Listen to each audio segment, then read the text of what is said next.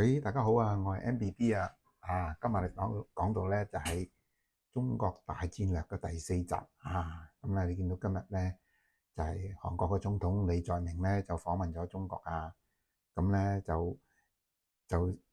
收攬咗韓國啦。呢個係非常之重要嘅一環啊。我就講過啊，我哋東亞族嘅崛起啊，韓國就等於我哋嘅小中國啊一樣啊。佢哋咧用晒我哋嗰啲尤其是明朝啊，佢啊好崇拜明朝噶。嗰個李在明咧，其實咧都睇佢都係有少少中國人嘅血統啊嚇。佢又採取一個好務實嘅外交，就係親近中國。就呢個係好明智㗎，你冇理由再跟住美國啊嘛，咁遠真係嚇，即係地獄近住你上帝啊比你遠，你點解唔由一個地獄變翻咗一個上帝嘅地方咧嚇？將中國咁同埋好大益處喎，你睇下嗰啲韓國啲技術同中國嗰個市場一合埋嚟，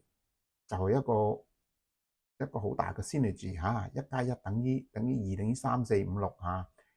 咁你見到啦，中國咧同美國咧鬥到真係水深火熱嚇。即係美國出一個 hard power，佢就出 soft power。你諗下嗰個委內瑞拉最近咪俾美國咧就捉咗佢個總統到馬杜羅啊。咁咧就即係真係好侮辱啊！對一個國家嘅總統咁樣，咁咧中國嘅呢一招咧就係用 soft power 去收攬周邊啲國家，我哋唔打佢哋，唔威脅佢哋嚇。即係你睇到同中國同美國鬥咧，即係嗰個軍事較量咧，而家咧同外交較量經濟較量係全方位㗎啦。而家冇一個方面咧係唔出招啦，大家你睇下貿易戰經濟戰又封鎖科技戰言論戰你睇下 X 個平台都係而家去到軍事較量即係爭在未大家攞支槍互相射大家嘅啫都接近㗎啦你睇下中國一出親咩招數咧，美國有反應；美國出咩招數，中國有反應。早排你見特朗普就同泰國柬埔寨簽咗個和平協議嘅，即係擺到明就喺你後欄嗰度我縱啲勢力，呢兩個國家都係由我主導，令到佢哋咧就冇打仗。睇我幾威！特朗普話走咗唔夠得幾日咧，即刻咧就打啦。呢個咧就係中國喺後邊咧有推動㗎即係你睇嗰啲謀略咧，中國咧好犀利㗎，佢係就特登唔俾你，就係做一個俾你攞諾貝爾和平獎咁好，俾你個特朗普就係咧就搞彎你咁等佢哋兩個打仗。咁其實分分鐘兩個都真係做戲嘅啫。泰國同柬埔寨係嘛？咩打10幾日就打完啦都係有啲仇恨但係你睇死人唔多嘛見到有咩死人嘅，分分鐘即係打完中國即刻就入去大家賠翻2000萬美元，每邊都得到2000萬美元損失中國負責。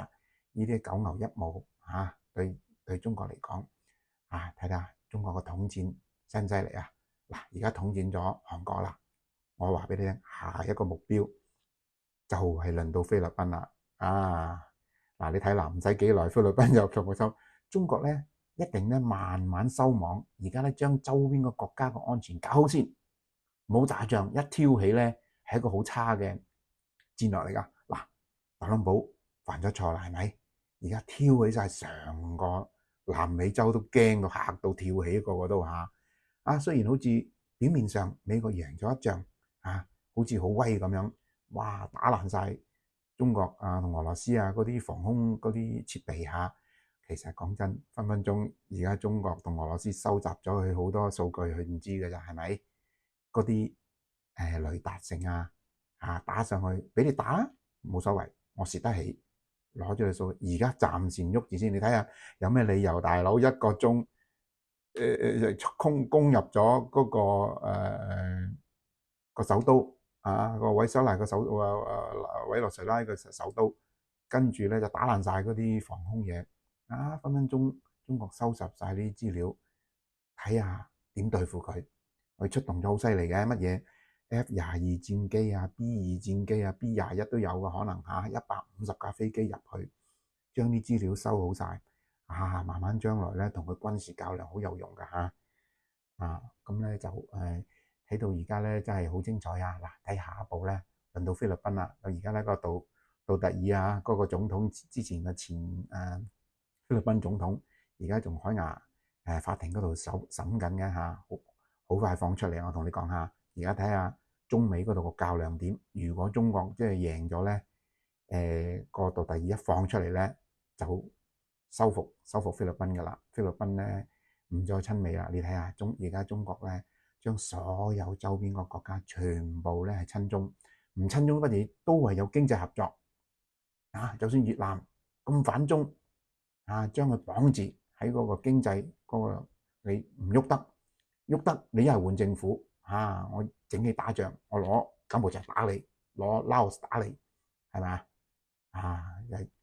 越南都走唔出中國嘅五指山噶啦。我同你講經濟戰你又死，熱戰你都死我一收晒唔俾你。你知唔知越南嗰啲所有嘅製造業嗰啲原材料全部都喺中國嚟噶，所有個設備成中國一收，咁佢就撲直噶啦，成個經濟即刻跨30%。我同你講佢受唔起噶咁咧而家咧再落去咧就睇下台灣呢度咧係要用軟嘅方法收佢。中國一定唔可以打佢，打就傻而家咧就彈劾嗰個賴清德嗰個台灣總統，彈劾佢5月份就彈劾噶。而家中國慢慢韌嘅，唔使急唔